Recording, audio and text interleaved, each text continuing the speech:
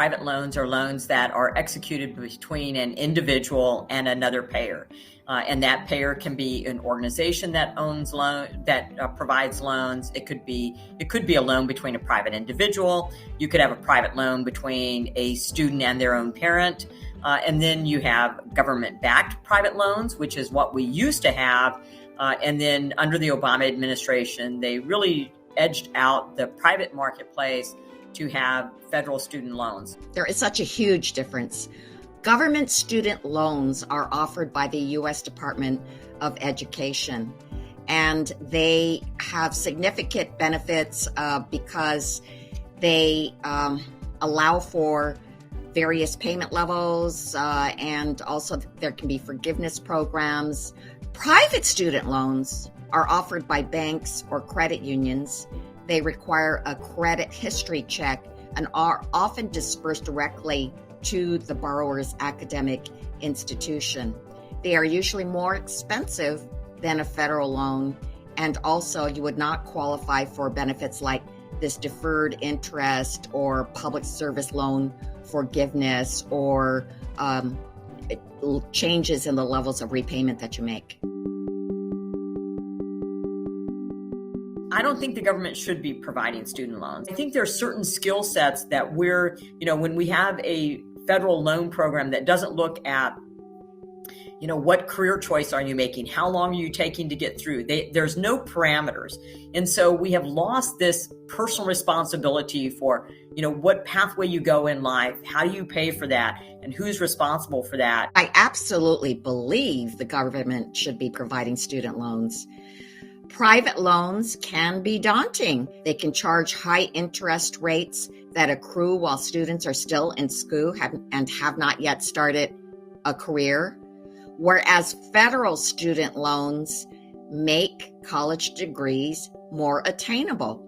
But I think that government loans are not just good for the borrowers, they're good for our country. They help advance the United States competitiveness. They help make sure more students have access to the middle class and middle class jobs because they are actually able to complete their degree. When you have a federal guarantee of a student loan, does that encourage either the government or a private entity to make loans that are very risky given the type of educational pathway one is going down, i.e., they're pursuing a degree program that is not going to command a salary afterward at a high enough level to repay their student loans and be able to, afford transportation, housing, food, or afford a family? Well, remember, they are private entities, and the purposes of banks is very different. It's to ensure that they earn a profit. Whereas the government student loans their primary purpose is to serve the public. I know that private loans will always be necessary, but I certainly don't think that the government should be in the business of subsidizing private loans. I am totally against that. I think it's irresponsible. Again, it removes the individual's responsibility for something for which they are directly benefiting. And so if we remove student loans because it's a hardship to individuals, well, why don't we, forgive mortgages? Why don't we forgive, car loans? It is a person's responsibility if a person is directly benefiting from that loan. And when you forgive student loans, what you're doing is asking somebody else who may not have gone to college to pay back your loan for which you're benefiting. Right now, 45 million Americans, that's 1 in 7 people, are trapped with a combined $1.6 trillion in student loan debt. That is making student loan debt the second largest debt burden that Americans have after mortgages. And many borrowers are never able to repay the money. What we have is a situation where the cost to go to college has increased exponentially, and students are taking out more and more money in order to be able to afford these institutions. But what happens because they're paying off so much debt is that it prevents them from buying a home, starting a family, saving for retirement, things that should be a normal process for a person growing up in America. That's why I do believe that there should be student loan forgiveness.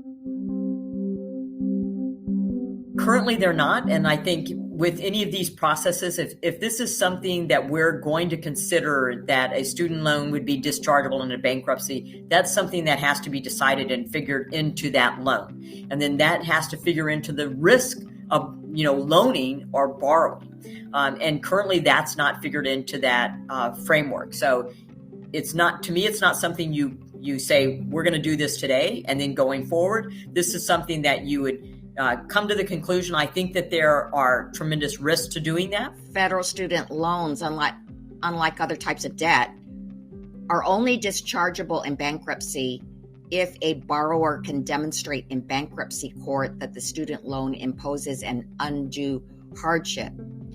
It's actually quite a difficult process. It's often lengthy and costly, and as a result, some borrowers don't even try. And even if they do get to court, it's incredibly difficult for a borrower to successfully prove an undue hardship and actually win a case. So for all intents and purposes, it's not dischargeable. Currently, we have a public education system, K through 12, that is free, that it is no cost to the student or their parents, which doesn't mean it's free. There is a cost. We pay for that as taxpayers.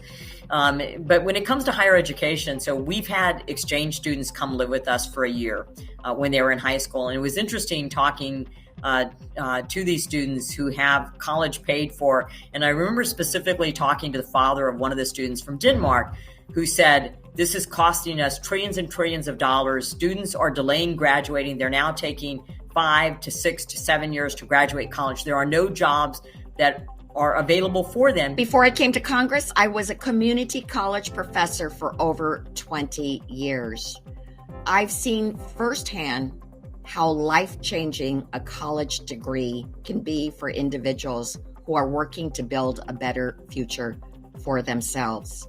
And I know that we have to build a good middle class, a thriving middle class. And the main way to do that is through a college degree. But that degree is becoming increasingly out of reach.